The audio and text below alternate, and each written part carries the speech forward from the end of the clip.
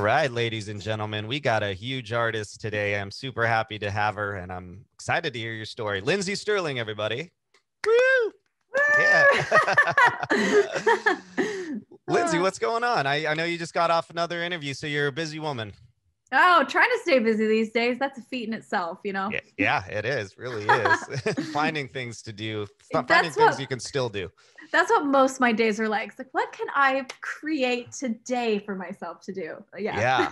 I heard a great quote the other day. It was something like, some people hide when there's a windstorm and some people build windmills.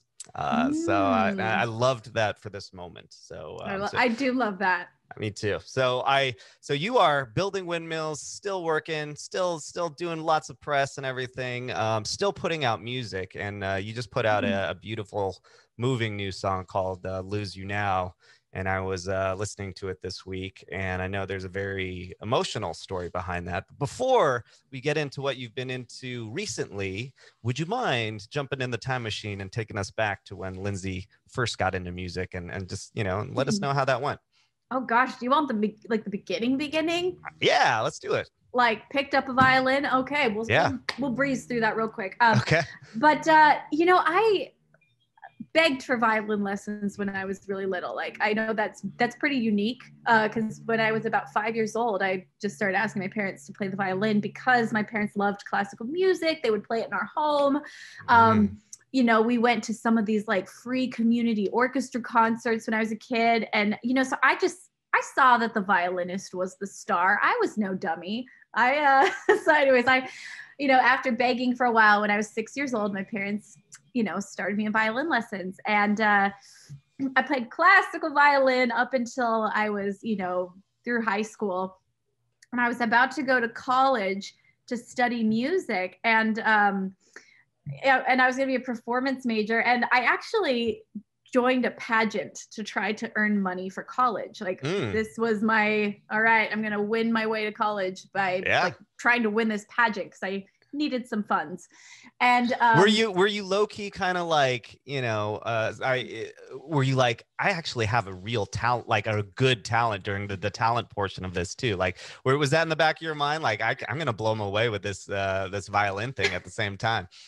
Yes. Well, that was the funny thing is they came to like our school and they like, were like, we would love, there's money involved and they said all the things that you had to do. And I was like, I actually think I could, like, I didn't consider myself a pageant girl, but I was like, I think I could actually do well at some of those things. And, so I did think that, but then I get there and it was the Junior Miss pageant, which is, anyways, there was a lot of really talented girls in it. And there was like 5 other violinists that were very good. I remember being like, okay, well, gosh, dang it. And at this time, all I did was classical violin. And so I thought to myself, how can I stand out from these like 5 other violinists, let alone there was like pianists and there was like a harpist, like all these classical musicians. And so it's like, I was talking to my mom about it. I'm like, I wish I could just do something fun. And she goes, well, why don't you make the violin fun? If you're, she was kind of annoyed with me for complaining about all these like classical pieces she'd paid so much for me to be able to play. And she's like, well, then make it fun. And I was like, oh, you're right. So I got some friends to record some like guitar and drums. And I wrote a rock song for the violin. And I, instead of wearing like a gown, I went out there with like a punky little outfit and I decided I'm going to jump around and like kick my little legs and play this rock song. And at the time I was not a dancer like at all. And so it literally was just like kind of kicking my legs and like, winking at the audience and trying to just be almost like funny, like about it, like kind of comical about this routine. Anyways, I did end up winning the whole thing. And, wow. But most importantly, aside from like winning money for college, I remember being like, what just happened? I had so much fun out there jumping around and doing this routine that it made me think like, I need to figure out how to make the violin fun for me more. Like the audience was smart. It was a different reaction I'd ever had from an audience. Like, they weren't just impressed, they were entertained. And anyways, it changed the way I thought about violin. I decided, and that kind of spurred this search for like, how can I make the violin like fit me because I realized I had always fit the violin and now I wanted it to fit me. So that was kind of the beginning of that journey.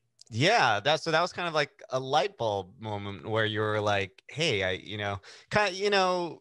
obviously I wouldn't have guessed there would be 5 other violinists in a pageant, but Right? so maybe it's more common to the quote unquote masses than you might think, but I feel like you were kind of you're figuring out how to make it mainstream, how to make the average teenager think, hey, violin's cool. Even maybe it's a beautiful instrument, especially for people who like classical music, but it's not always Absolutely. thought of as a instrument you use in pop music. So it sounds like that kind of kicked it off. Your mom helped you a little bit with that too. My mom did. My parents were always so supportive of not only just us chasing our dreams, but like being creative, like, and finding ways to like express yourself through like multiple outlets. Like my parents were super good at just like encouraging that in us. Yeah. So thanks, Mom and Dad. Yeah. Thanks for saying good. Well, then do it. How do I make this fun? Do it. Yeah. Well, then make it fun. Yeah. So you win this pageant, you get some money. Awesome. So you're actually getting paid to be a musician. Was that one of your first experiences, like actually making money from like playing music, essentially? I mean, I know there were other things involved in that pageant probably, but it sounds like the music was a big part of it. It was. The first gig I ever had was like as a teenager playing at weddings. I had a little quartet and we'd play as like the bride walked down the aisle and play at the reception, Yeah. People still do that. That's true. I've talked to a few artists about that. Just, like, I feel like I recently got engaged. So I'm always like, congrats. Can we just do, thank you. But I'm always like, can we do this, but not tell them it's for a wedding? Because I feel like as soon as you say something's for a wedding, they're like, let's jack up the price, like about triple, So I'm always like, does that apply to musicians as well? It probably does, Oh, probably. I remember, back in high school when I was 16, I couldn't believe I was like, I'm getting $50 an hour to play at this wedding. Like, which is, pretty cheap for a quartet now that I see it in hindsight. But when you're 16 and working for 16 and minimum wage is what most people are making. Yeah. Yeah. And I did have a job that I did most of the time. So when I found out, oh my gosh, I'm getting paid $50 to play my violin, like for an hour. What? Yeah. So it seems like early on you had these very encouraging moments because it sounds like you were already you were a great violinist already, enough, well, at least good enough to win a pageant and also to be playing at weddings. So tell us a little bit about you get some of these initial encouraging moments. How did you take it from there to maybe somewhere a little further down the road? Yeah, like that pageant was such a moment for me. Like I said, it was a light bulb moment, but then it was like, okay, well, there's not random variety show stages all over the place to just like go and like dance around with your violin. It's like, where could I possibly ever even do this again? So I actually decided, I had planned on majoring in music as a classical performance major, but I realized that, that just wasn't for me. And I was going to keep trying to make the violin fit me. And so I would play with bands. I would play, I started to like dabble in writing music. And, I just kept trying to like go anywhere I could to play. And, I remember I auditioned for this college showcase. And so then I started to get gigs playing at different college campuses. Mind you, all these gigs were grueling. They're hard because no one cares. You're out there playing in some college courtyard, and yes, I was being paid to do it, great. And I was saving the money to like make more music, but it was so thankless and it was exhausting and no one's listening. And if they are, like, your sound is bad on some random speaker and like, so it was like it was hard, Yeah. And it feels a little bit like those moments are like sucking the musical soul out of you. And, it gets to a point where you're like, how much longer can I do this? And and here also at this time I was traveling to do these shows, so sometimes I'd be sleeping in my rental car, like trying to just trying to save the money that I was making. And I ended up eventually discovering, well, what's the biggest variety show in the world? America's Got Talent. So I went on to AGT, had a horrible experience. to say the least. Like it was, I mean, my musical heart broke on that show. Like because it got built up to be like, this is going to be the greatest moment of your life. And this is your make or break. And it definitely was my break. Like I went out there and, they told me I sounded like rats being strangled as I played my violin on national TV in front of like 11 million people. Yeah. Humiliating. Like, and I was like, there we go. That's the end for me. I cannot do that again. Like I'd already been struggling.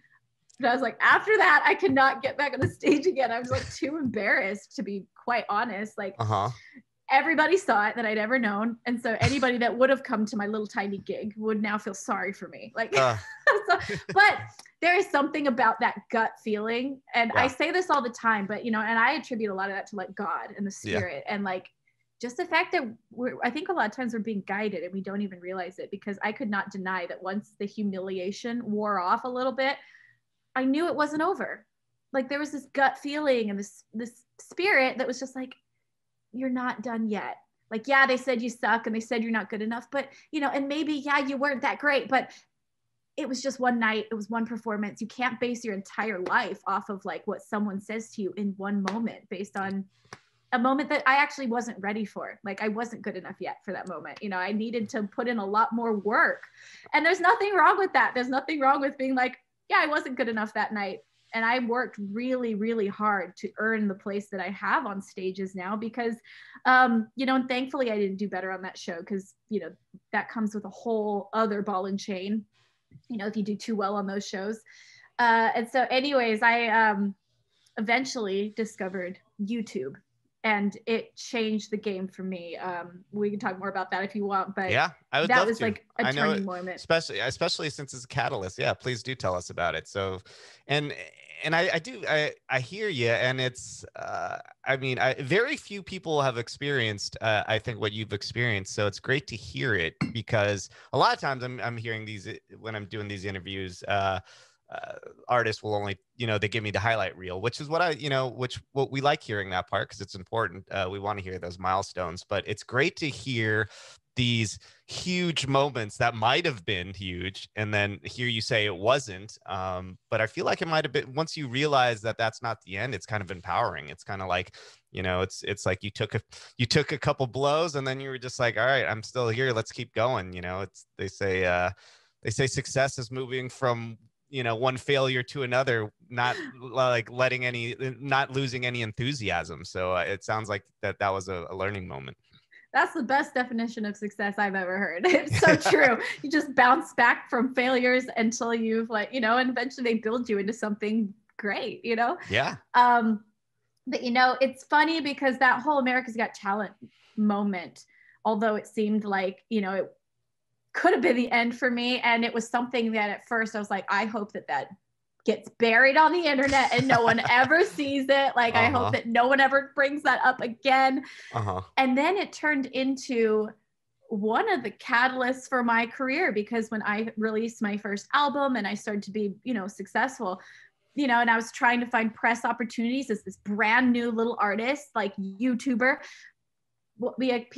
my publicists were trying to get me stuff, but then they would find out, oh wait, the different outlets would be like, oh wait, she was on America's Got Talent. Yeah. And they told her she was awful and she still made it, and she proved them wrong. We love that story. Suddenly it was like a story of like that underdog. Yeah. And so that was the entire press that promoted my first moment. My first album was like, they loved that I was told I could never do it, and I did. And it endeared a lot of fans to me who felt similar, so in hindsight, something that I wish that I could forget and I wished I could bury and I wish that no one would ever find, ended up being a really important part of my story. And also even personally, a growing moment that was huge for me and empowering for me. So, but yeah, anyways, what you were talking about was YouTube. Yeah.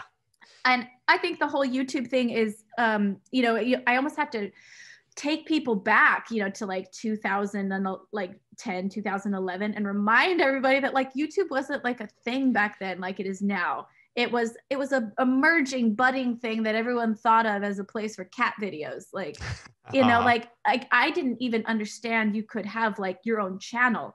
until like 2010. And that like it was a network and you could build fans on it. Like, I don't know, it blew my mind. I actually went to like a YouTube workshop that a guy named Devin Graham was teaching. He was a YouTuber and he wanted to teach other filmmakers how to like present content on YouTube. And at the time I was in film school. So I found out about this and I went to like learn. And I remember as I sat there in the audience, listening to this presentation about how to grow your brand on YouTube, of all things, the cat video place. You know, at this point I was pretty discouraged. I had gone back, you know, from America's Got Talent, and I was back at my college gigs feeling like, oh, I just don't know how long I can do this anymore. And as I sat in the audience, I knew in my heart that gut feeling that had been like, keep going, just keep going a little longer, keep going. It like came alive in me. And I knew, I was like, this is it. This is going to work for me. I know that this is not how I'm going to get my films out there. This is how I'm going to get my music out there. And so anyways, I went home that night and I took some of these little songs that I'd written and I started planning some videos for them. And like within a week, I had my first video up, and the rest is history. I mean, that's amazing. And it's, I feel like coming from and by the way, yeah, I just love how you explained how you can turn a moment like America's Got Talent into just part of your narrative. Now, like, it's like now all of a sudden you know, and sometimes it comes with, you know, like you said, other baggage. And I don't know what kind of baggage you were talking about, but I know sometimes people are like, oh, they're just, you know, an American Idol person, or they're an America's Got Talent person. But instead you're like the scrappy person who they said, no, I'm not good. And then did it on your own. You know what I mean? So, I mean, it's a little more punk rock. But and then you see YouTube, and it's kind of one of those platforms where everything's on your shoulders. It doesn't really matter what some of these other people say. It's, you know, it's just the content you put out. So tell us a little bit about some of your early days in YouTube, your first video, and how it kind of, how you started to generate momentum. Yes. My first video was actually a collaboration with Devin Graham, the guy that taught the YouTube class, because like he talked all about networking and about collaborating. And so I went up to him after the class and I was like, I want to collaborate with you. Pretty bold move. But I showed him my music, and he was a cinematographer. That was his whole channel. And so anyways, we did a video where it was on his channel and it was on my channel. And so doing a collaboration as my first video helped me get automatic like viewers from his channel. And anyways, I ended up working with him a ton through the next few years. You know, he was an amazing cinematographer. I had lots of friends in film school because I was in film school at the time, or had just gotten out of it. And so I had all these people that I could call upon to like help me film stuff, you know, and you know, I had all this knowledge of like editing and location scouting and producing, and you know, and I was pretty scrappy. I knew how to pull favors. I knew how to like say, you know, I knew how to give favors enough so that like I could get costumes made for free if I like modeled her other stuff to like, you know, like basically I would just, oh, can I record at your studio for free if I then play on this other track that you're working on, you know, like just trading favors. And I was super scrappy to get like really great content produced really early on for like, you know, basically nothing, because I didn't have anything at the time. And so, yeah, I started all these videos and I was shocked that I grew really fast. Like, because I think that, you know, what everybody had told me before was a bad thing was that, you know, you're just so different, you know, like we don't know what to do with you. And this is what I was told when I would hit up record labels, when I was talking to talent agencies or, you know, agents, and they'd just be like kind of what I expressed earlier, where do you go for like a variety show act? And so something that was such a bad thing originally, suddenly in all the comments, I would see people sharing the video like crazy. And they would say, this is so different. This is so unique. I've never seen anything like this before. And it was because there was this girl dancing and playing the violin to electronic music. And yeah, I was like, oh my gosh, on YouTube, that was, especially back in the day when it was starting, the biggest way to be seen was to do something different. Yeah. And so it just is kind of interesting how sometimes like the experts can tell you this, they can tell you that, they can tell you what works, what doesn't. But like at the end of the day, like my story never would have worked if I had done what everybody told me was right. if I had done things by the book, if I had waited for someone to believe in me rather than just finally being like, I'm going to just do this myself. And, you know, and also, like I said, like for anybody who's like chasing their career or trying to like be an artist or wondering what's next for them, you never know. Like I would have never known that YouTube would have been the thing that changed the game for me. And because it was a platform that really wasn't fully developed yet.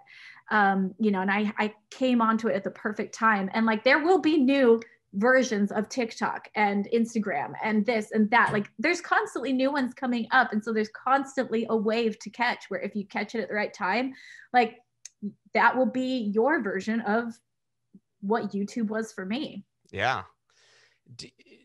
Do you remember a couple, and I love the wave analogy, you know, catching it at the right time, where I know you're based in Southern California, so we're a couple Southern Californians here, a couple Los Angelinos. But tell us, I would love to hear a couple stories about some of your first moments, because you have millions of views on YouTube. Do you remember a couple of big moments when you're like, whoa, this video got this many views or has this many comments, or whoa, this, you know, a couple of your quote unquote viral moments, that because Yes. you definitely are a viral artist on YouTube. You have millions of subscribers and views. So tell us a little bit about it.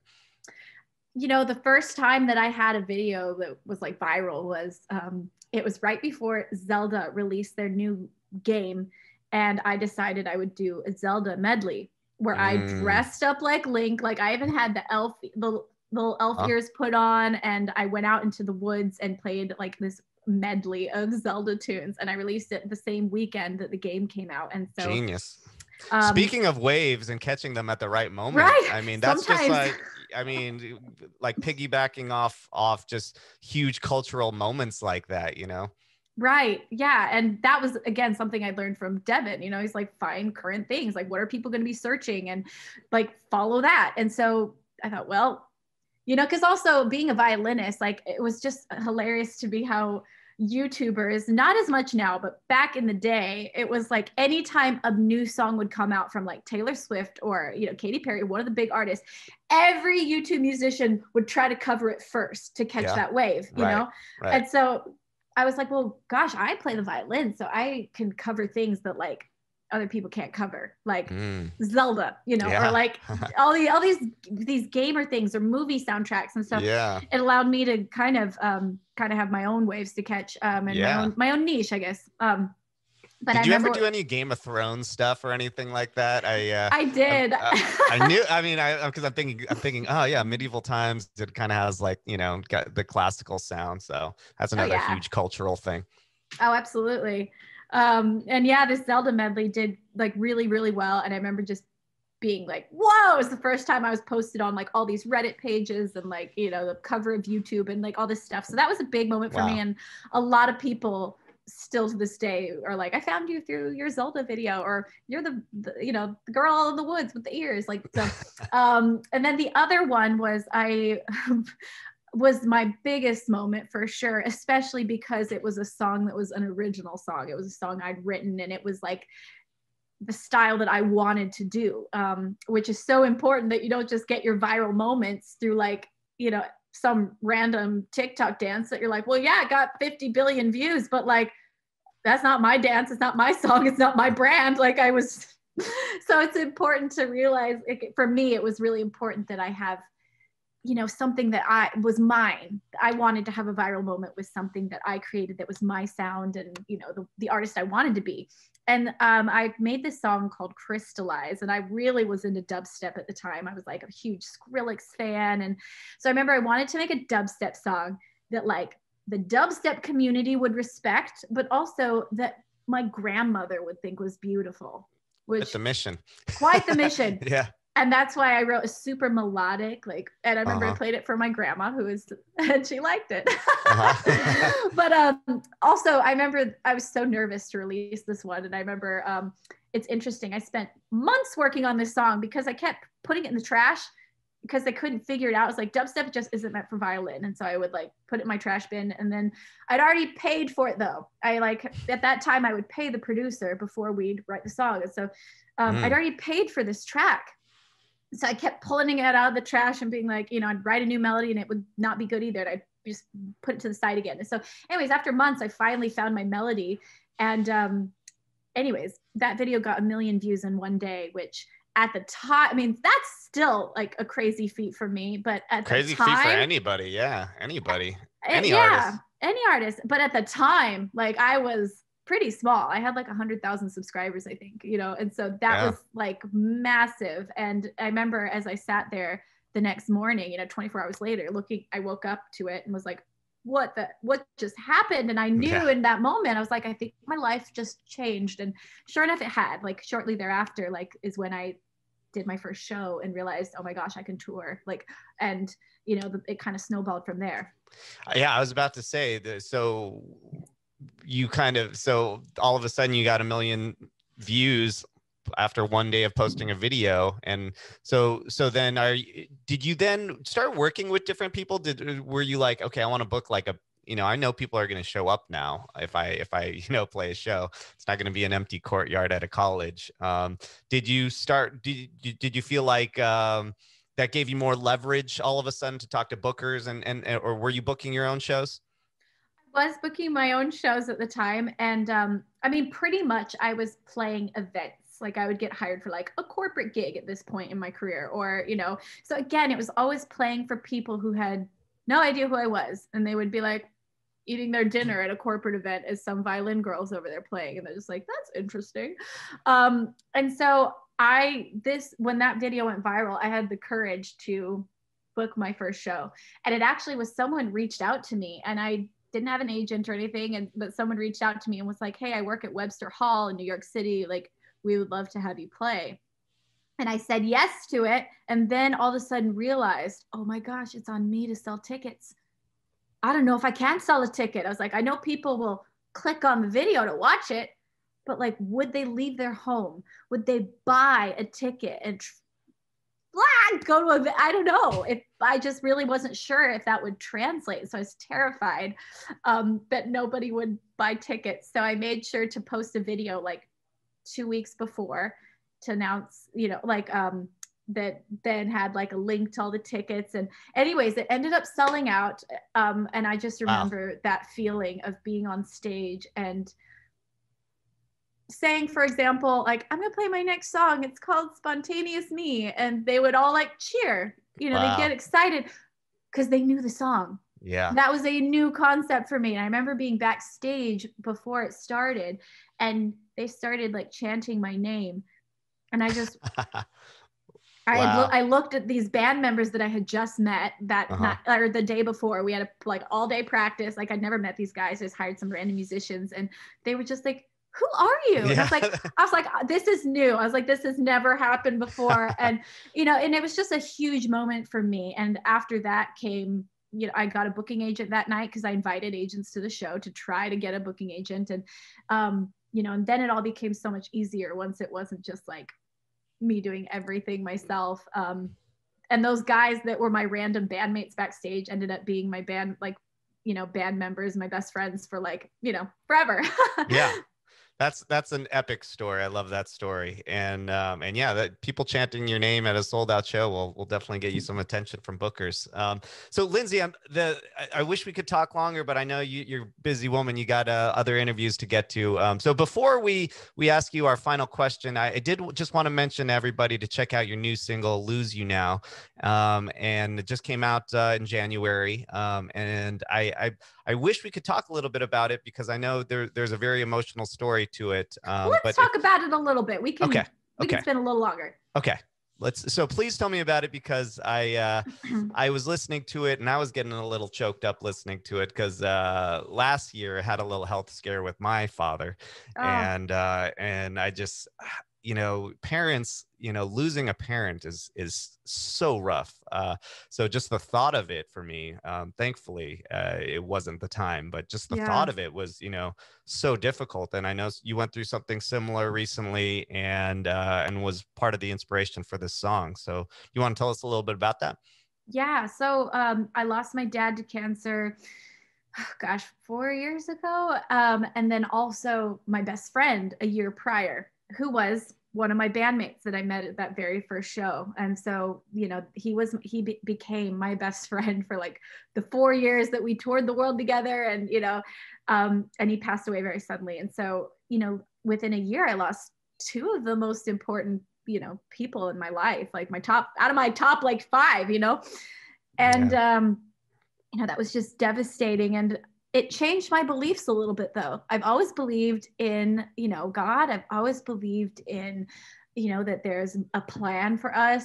And I've always believed in angels. But suddenly, after having people that I love so much being over there, it just became more personal. And it became, I guess, like tangible is the best way I can describe it. It's almost like I just felt a connection to the other side. And so my belief in angels just suddenly was so much more powerful. And I started really believing that they're with us all the time, that we've got guardian angels. And I've had experiences that have just been so tender and so sweet that have made me realize that they're not far and that they're guiding me. And so yeah, I ask them for help all the time. And I like literally just sometimes when I'm scared or nervous or like overwhelmed, I just like imagine the power that's around me that I can't see, but that if I focus, I can like feel it. And Lose You Now is about obviously losing someone, but it's more so about not losing them. It's about keeping them with us and holding on to the fact that like they're still with me, and they're going to be with me, and they're going to guide me, and they're going to and I've, like I said, I've had some beautiful experiences that have made me realize that our loved ones aren't far. And that's what the song's about. It's a beautiful song. I was reading through the comments of the video on YouTube, I think it was, and just countless people just, telling their stories, thanking you, saying this song came at the right moment for them, who had similar stories as you. So beautiful song, and it's great that you can touch so many people and make them know that you're feeling something similar to them, and comfort them in their similar moments. So Lindsay, thanks so much for joining us. It was an honor talking to you. I don't even think we scratched the surface of how crazy successful you've become. So I'll just, I'll remind everybody that, of your platinum success, your millions and millions of streams and views, and all of your success, and your new single. It's great. So tell us, we like to end the interview by asking, if you had one piece of advice for aspiring artists, what would it be? It'd be stop doubting yourself. Self-doubt is so powerful. It is the biggest detriment to any human. And I have to constantly, even now, tell myself that. Like, I'll sometimes listen to the voice inside my head and I'll hear what it's saying. I'll say, stop it. Stop doubting yourself. And I'll even say it aloud. But honestly, in the beginning, it was my belief in myself that made it possible for me to do all those things. My career doesn't make any sense if I actually dice it up and look at it, and I'm like, this makes absolutely no sense how it happened. The only reason it happened is because I believed it could. That's what allowed me to get up every time I was humiliated. That's what allowed me to keep going after sleeping in my car. Is I could never have done that if I didn't believe that I could. I could never have done it if I was doubting myself all the time. And so stop doubting yourself, believe that you can do it, and then you can get through anything. Bringing it backward.